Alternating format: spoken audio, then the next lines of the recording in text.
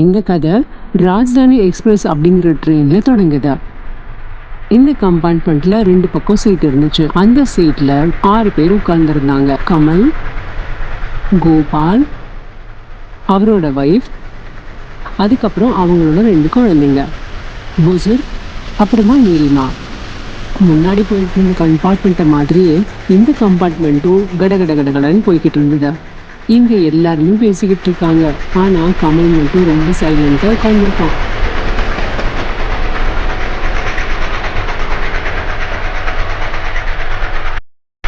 கமல் ரொம்ப ஏழை வீட்டு பையன். ஒரு ஜமீன்தார் கிட்ட கூலி வேலை செஞ்சுக்கிட்டு இருக்கான்.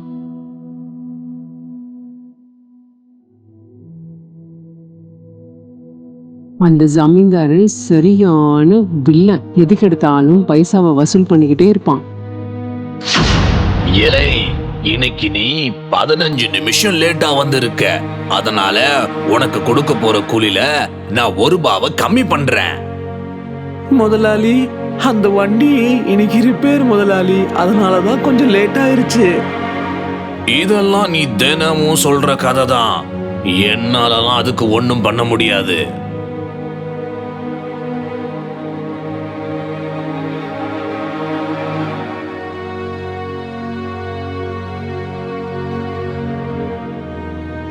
கொஞ்ச நாளுக்கு அப்புறமா கமலோட அம்மா இறந்து போயிட்டாங்க.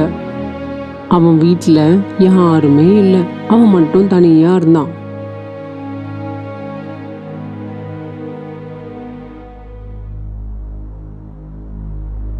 கமலோட பக்கத்து வீட்டுக்காரம்மா கமலை பார்க்கறதுக்காக வந்தாங்க. கமல், நான் என்ன சொல்றேன்னா, நீ தனியா தான் இருக்க. நீ இங்க இருந்து என்ன பண்ண போற? என் தம்பி மும்பையில் டீ வியாபாரம் பண்ணுறான். அவனோட வேலை நல்லா தான் போய்கிட்டு இருக்கு. நீ வேணும்னா அங்கே கிளம்பி போ. நீ சொன்னீன்னா நான் அவனுக்கு ஃபோன் பண்ணி உன்னை அங்கே அனுப்பி வைப்பேன். சரிங்க அம்மா, எனக்கும் இங்க இருக்கவே பிடிக்கல. நீங்க சொல்லுங்க, நான் போறேன். சரிப்பா, சரி, நீ எப்போ கிளம்பலான் இருக்கேன்னு சொல்லு. நான் நாளைக்கே கிளம்பி போயிடுறேம்மா. சரிப்பா, நான் இன்னைக்கே என் தம்பிக்கு ஃபோன் பண்ணி சொல்லிடுறேன், நீ நாளைக்கு காலையில் அங்கே வரேன்னு. ஒன்று மட்டும் ஞாபகம் வச்சுக்கோ, நீ ரொம்ப ஜாக்கிரதையாக இருக்கணும். சரிங்க அம்மா.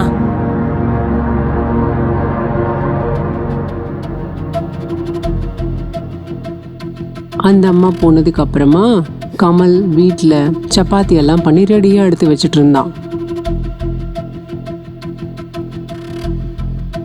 ஒரு 2 சப்பாத்தி மட்டும் அவன் அப்பவே உட்கார்ந்து சாப்பிட ஆரம்பிச்சான்.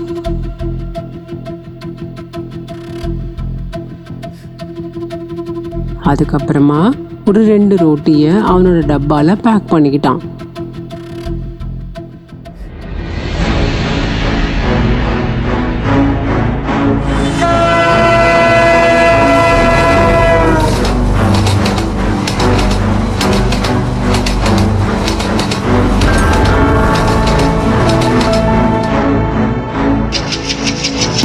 அவன் ட்ரெயினோட கம்பார்ட்மெண்ட்ல ரொம்ப சைலண்டா உட்காந்துட்டு இருந்தான்.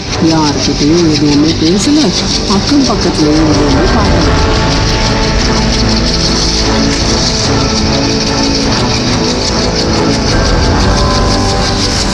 கோபாலோட பசங்க கோபால் கிட்ட வந்து ஸ்நாக்ஸ் கேட்க ஆரம்பிச்சாங்க. அப்பா சிப்ஸ் வேணும்பா, அப்பா சிப்ஸ் வேணும்பா. ஆஹா, வாங்கி தரேன், பொறுமையா இருங்க.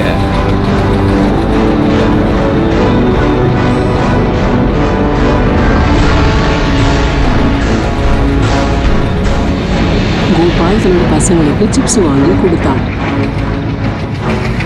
இந்த பக்கமா நீலிமாவும் அதுக்கப்புறம் அந்த பக்கத்துல உட்கார்ந்துருந்தவரும் தன்னோட சாப்பாடை சாப்பிட்டாங்க.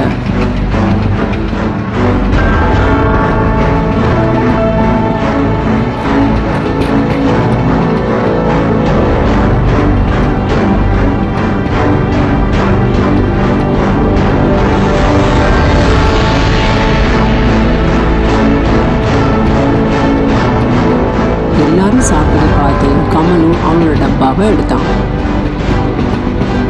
கமல் தன்னோட டப்பாவை ஓப்பன் பண்ணி அதில் ஏதோ குருமா இருக்கிற மாதிரி, அதை தொட்டு தொட்டு சாப்பிட்ற மாதிரி சும்மா ஆக்டிங் பண்ணி சாப்பிட்டுக்கிட்டு இருந்தான்.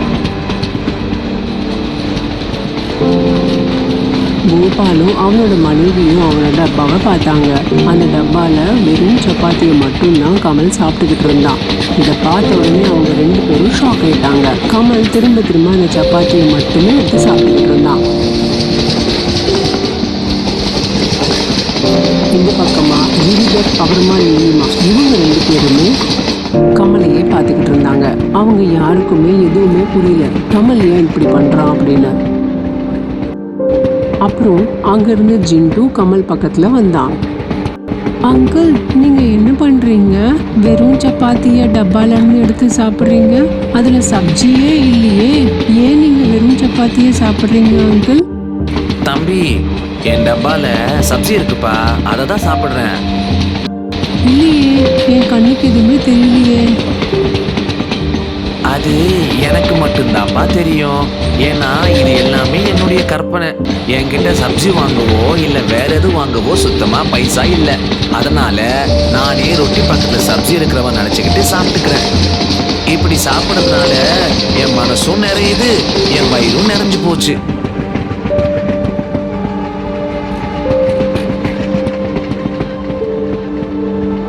கமலோட இந்த கவலையை கேட்டதுக்கு அப்புறமா கிரிதர் அவனோட சாப்பாட்டை கமலுக்கு கொடுத்துட்டான். சாப்பாடு சாப்பிட்டுக்கிட்டே இருக்கும்போது கமலோட கண்ணில் இருந்து கண்ணீரா கொட்டுச்சு.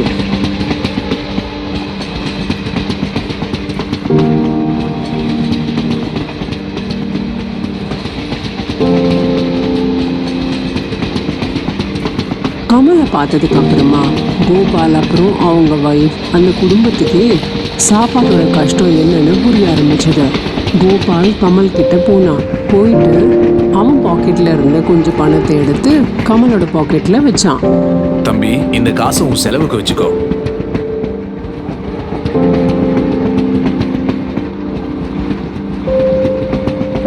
ஸோ பசங்களா, நம்ம அப்பா அம்மா நம்மள சாப்பிடுன்னு சொல்றாங்கல்ல, சாப்பாடை வேஸ்ட் பண்ணாதீங்கன்னு சொல்றாங்க.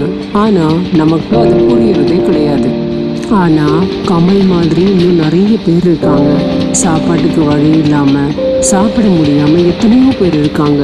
அதனால எப்பவுமே சாப்பாட்டை வேஸ்ட் பண்ணவே கூடாது.